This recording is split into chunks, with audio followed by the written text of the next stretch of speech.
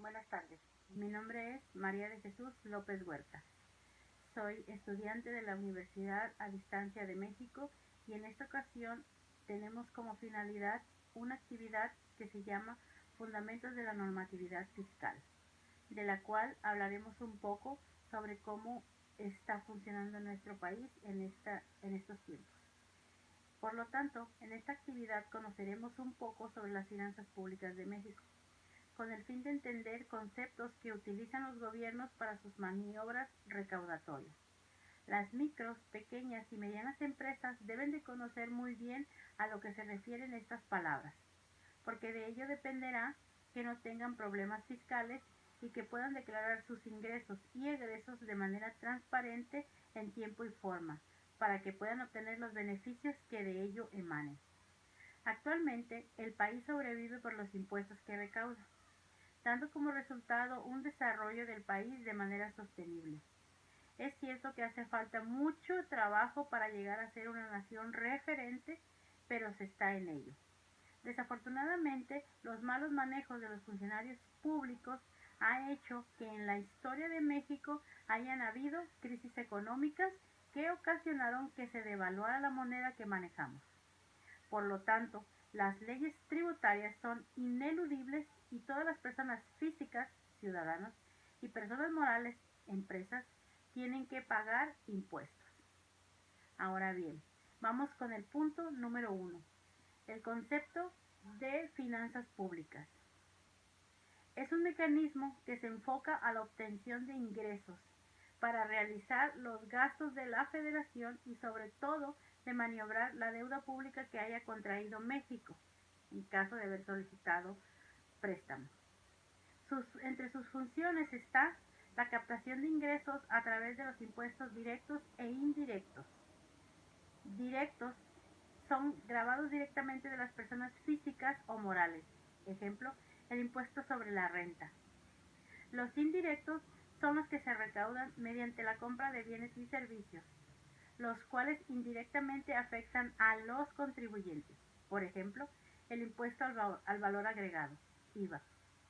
Segundo, la realización de gastos o egresos que efectúa el Estado para el correcto funcionamiento del gobierno federal y sus dependencias gubernamentales.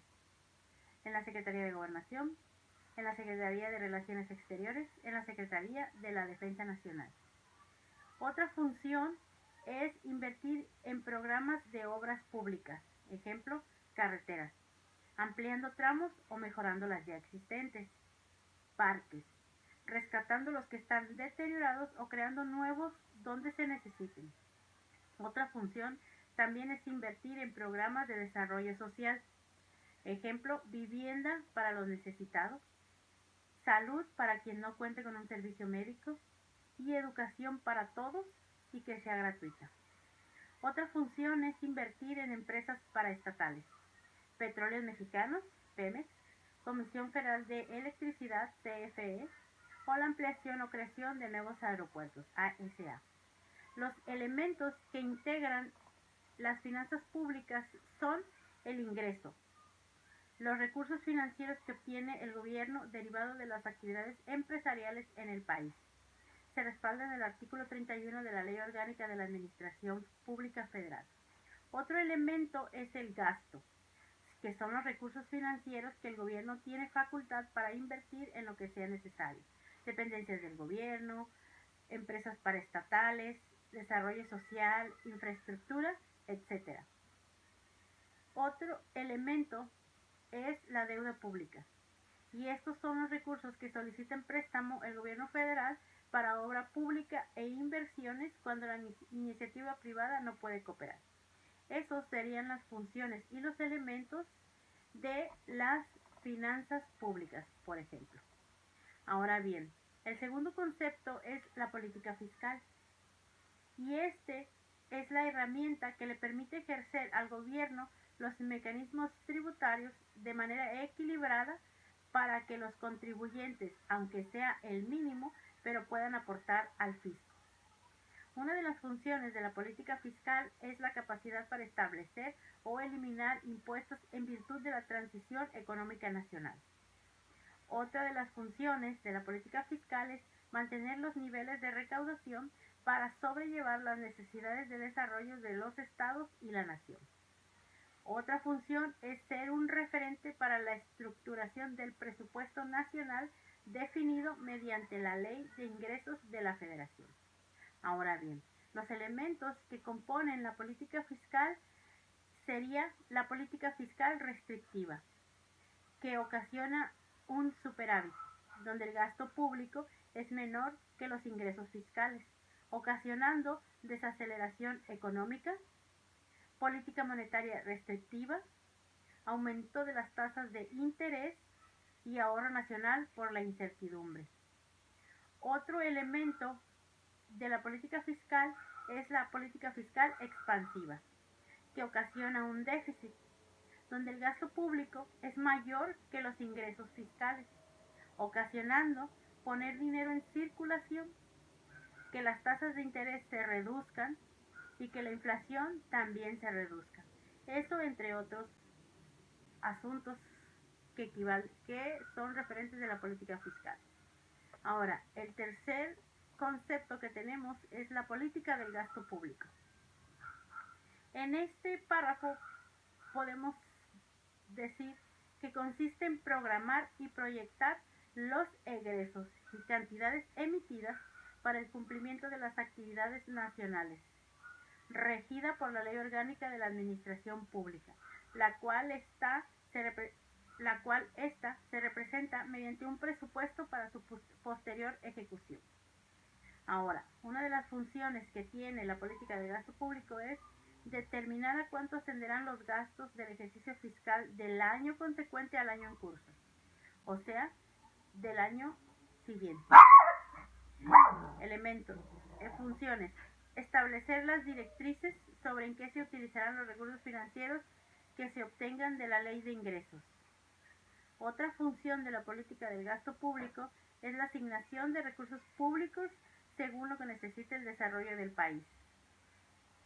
Los elementos que componen la política del gasto público es la Secretaría de Hacienda y Crédito Público, es la encargada de ejercer el gasto público. Otro elemento es la Ley Orgánica de la Administración Pública Federal, que es la encargada de sentar las bases para el uso debido de los recursos. Esto entre otros menesteres que tiene que ver con la política del gasto público. En nuestro cuarto concepto es el de presupuesto. Y este es nada más y nada menos que el documento donde se describen de manera detallada la cantidad, la forma de distribución y el destino de los recursos financieros públicos de los tres niveles de gobierno: ejecutivo, federal y judicial. Ahora, una de las funciones del presupuesto es proveer al gobierno federal de recursos financieros para la correcta actuación de sus funciones. Otra función es evaluar en dónde se necesita invertir más recursos y dónde se tienen que ajustar al presupuesto. Otra función es que el titular del Ejecutivo Federal puede asignar recursos durante el año en curso siempre y cuando haya habido un aumento en los ingresos. Ahora, los elementos que componen el presupuesto son los ingresos y los gastos de las empresas ayudan a que la recaudación sea abundante para un buen presupuesto. El elemento es los ingresos y los gastos de las empresas.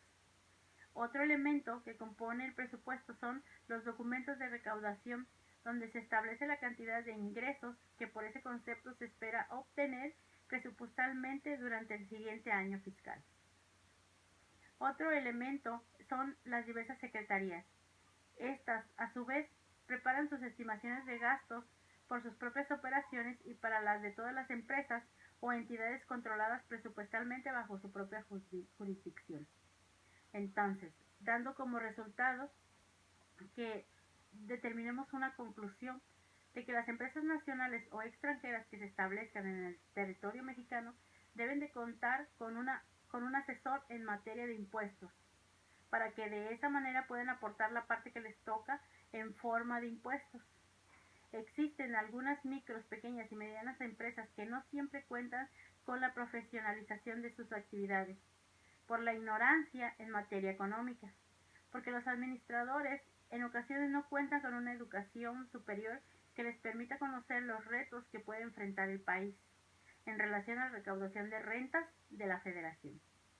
Los impuestos que el gobierno recibe de parte de las personas físicas y morales le permite maniobrar el desarrollo social en beneficio de los ciudadanos mexicanos.